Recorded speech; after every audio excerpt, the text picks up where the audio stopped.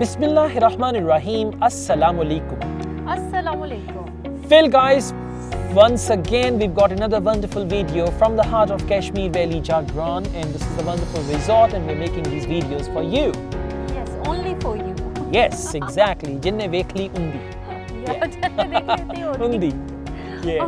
Okay, Asad, in this video, I want you to discuss about speaking section 3. Wow, well done. See, in speaking section 3, most of the students get confused during giving the reply or answer. Okay, most of the students, they get confused. Why not? I understand. You know, actually, I will answer your question in great detail. Okay. The first thing. There are two things. First, we need to understand what type of questions are asked in speaking part 3. And the second thing is how to answer those questions. Speaking part 3 is the continuation of your IELTS speaking. In part 3, they ask you follow-up questions. Whatever the topic in part 2 is, they will ask you the questions which are related to the cue card. Okay. Now, let me tell you how to answer and what type of questions. There are 4 types of questions which are commonly asked in IELTS speaking part 3. Number 1, opinion-based questions. In part 3, examiner will ask you some questions like, do you think, do you believe, what do you think, do you agree, do you disagree? So whenever they ask you any question like this, it means it's an opinion-based question. Now, how to answer? This is very good. I mean, if you answer well in speaking part 3, you can easily score 7.5 to even 8 band, because speaking part 3 is advanced level. Now, how to answer? If the question is opinion based and when the examiner asks you the question and you realize this is opinion based question, you can start your answer according to me. As far as I am concerned, to my way of thinking, in my opinion, I strongly believe. And one more thing, in IELTS speaking part 3, you must add some stress to your answer. For example, do you think people will continue to go abroad? Obviously, why not? I can see the evidence of this at present. So when you talk like this can influence the examiner to get higher band score. So very important point that you need to stress your answer. You need to put some emphasis on your answer. And the first type is opinion-based questions. So you should know at least 3 to 4 structures to answer opinion-based questions. Sometimes they ask you 1 question, sometimes 2 questions. So at least first time you can say, in my opinion. Second time you say, as far as I am concerned, to my way of thinking, the way I look at it from my perspective or anything like that. Now, second type of questions is what we call advantages, disadvantages. They will ask you some questions where you have to talk about the benefits and drawbacks of something. For example, what are the benefits of going to a foreign country? What are the disadvantages of leaving your country and studying abroad? Now, when they ask you this, remember one thing, we call it signposting.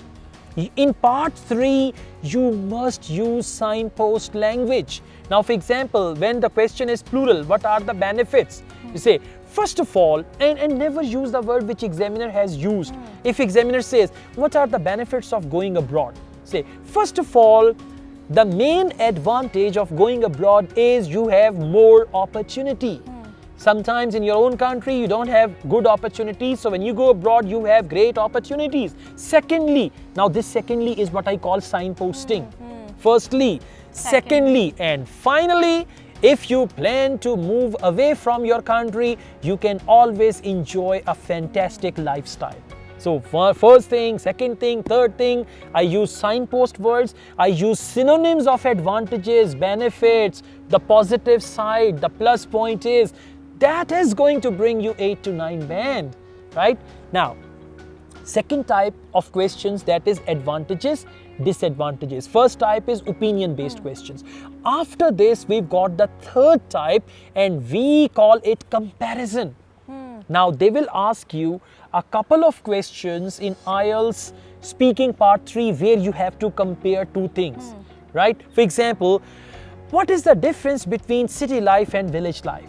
What is the difference between the education system now and 10 years ago? Now 10 years ago, past tense. Now present tense, obviously, right? So they will present two things. From present, you have to compare. One thing from past, one thing from present, and you have to compare. So comparison is another important type of questions, and you must know some comparative structures. What do the students do? They ask a comparative question, and students do not use a single sentence of comparison. You say, okay, city life is good, village life is also good, city life has this, village life has this. Now you should say, well, if I compare these two ways of living, I find out that city life has more to offer. On the other hand, in village, you can always enjoy fresh food, peaceful environment, but city offers you more. And then you move on. In comparison with village, as compared to city, we have, right? So comparison as compared to, as we have this there and there. So you should know some comparative structures and then you can use them. And they will ask you a couple of questions from comparison. Okay. All right, exactly. Yasin is sleepy now. Exactly. He says, sir, your voice is so good. Whenever I listen to your voice, I fall asleep. Yeah, something like that. Okay, now after this, the last type of questions, that is what we call prediction. What's a prediction? Prediction means to say something about future.